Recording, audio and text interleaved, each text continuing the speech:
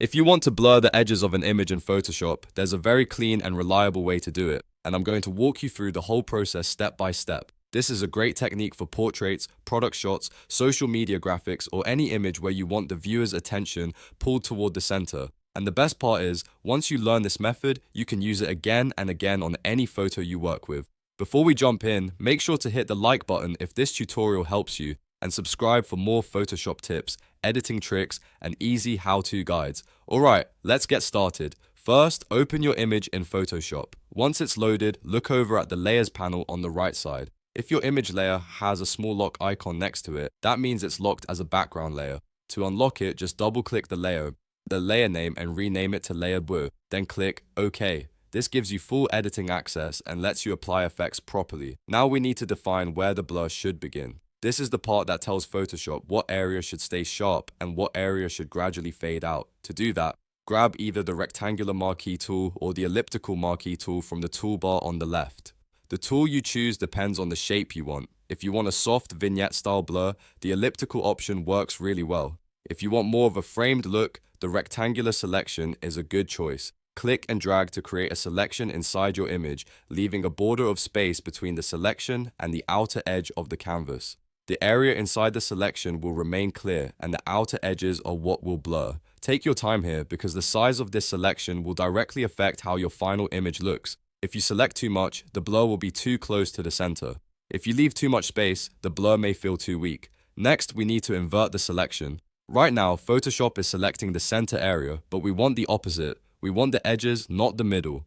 So go to the top menu and click Select, then Inverse. If you're using Windows, you can also press Ctrl+Shift+I. On a Mac, use Command+Shift+I. Once you do that, you'll see the selection lines move, so they now target the outer area around your image instead of the center. Now comes one of the most important parts of the process, and that is feathering the selection. Feathering softens the edge of your selection, so the blur blends naturally instead of creating a harsh line. Go to Select, then Modify, then Feather. You can also use the shortcut Shift+F6. A small window will appear asking for a feather radius. For most standard images, a feather radius between 20 and 40 pixels works really well for a subtle blur. If you're working with a larger image, like a high-resolution photo or a 4K canvas, you may want to use something stronger, like 80 to 150 pixels. The higher the feather value, the smoother and more gradual the transition will be. Click OK once you've entered your value. At this point, your selection is softened, and now you're ready to apply the blur. Go up to the top menu and choose Filter, then Blur, then Gaussian Blur. A preview window will open, and this is where you control how strong the blur effect will be. Move the radius slider slowly to the right and watch the edges of your image become softer and more faded. You want enough blur to create a smooth transition, but not so much that it looks messy or unnatural. As you adjust the slider, pay attention to the balance between the sharp center and the blurred outer edge. The goal is to create a professional-looking fade that draws the eye inward.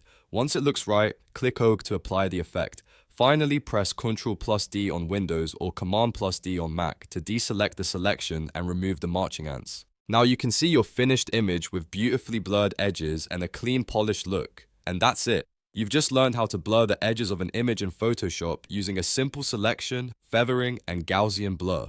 This is a really useful skill for photo editing, graphic design, and creating more focused, professional-looking visuals. If this video helped you, please give it a thumbs up and subscribe for more Photoshop tutorials just like this one. And if you want, I can also show you how to blur only one side of an image, create a vignette effect, or make the blur look even more cinematic in Photoshop. Thanks for watching, and I'll see you in the next one.